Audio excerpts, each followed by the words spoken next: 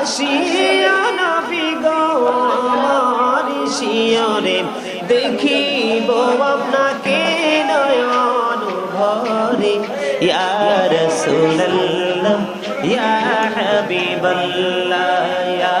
রাসূলুল্লাহ